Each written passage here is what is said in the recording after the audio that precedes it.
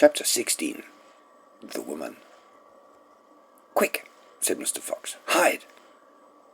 He and Badger and the smallest fox jumped onto a shelf and crouched behind a row of big cider jars. Peering around the jars, they saw a huge woman come down into the cellar. At the foot of the steps, the woman paused, looking to left and right. Then she turned and headed straight for the place where Mr. Fox and Badger and the smallest fox were hiding. She stopped right in front of them. The only thing between her and them was a row of cider jars. She was so close Mr. Fox could hear the sound of her breathing. Peeping through the crack between the two bottles, he noticed that she was carrying a big rolling pin in one hand. "How many will you want this time, Mrs. Bean?" the woman shouted, and from the top of the steps the other voice called back. "Bring up 2 or 3 jars. You drank 4 yesterday, Mrs. Bean." "Yes, but he's not going to have that many today, because he's not going to be up so much longer for a few hours longer. He says the fox is bound to make a run for it this morning. Can't possibly stay down that hole another day without food." The woman in the cellar reached out and lifted a jar of cider from the shelf. The jar she took next was but one to the jar behind which Mr. Fox was crouching.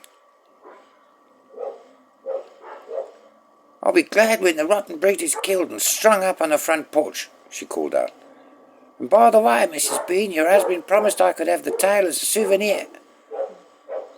"The tail's been all shot to pieces," said the voice from upstairs. "Didn't you know that?" "You mean it's ruined?" "Of course it's ruined. They shot the tail, but missed the fox." "Oh, heck," said the big woman. "I did so want that tail." "You can have the head instead, Mabel. You can get it stuffed and hanged on your bedroom wall. Now hurry up with that cider." "Yes, ma'am, I'm coming," said the big woman, and she took a second jar from the shelf.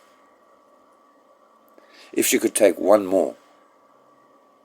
"She'll see us," thought Mr. Fox. He could feel the small fox's body pressed tightly against his own, quivering with excitement.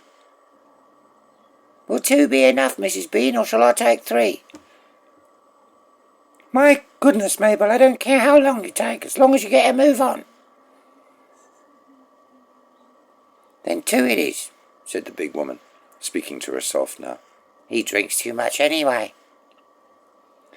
Carrying a jar in each hand, with the rolling pin tucked under one arm, she walked away across the cellar.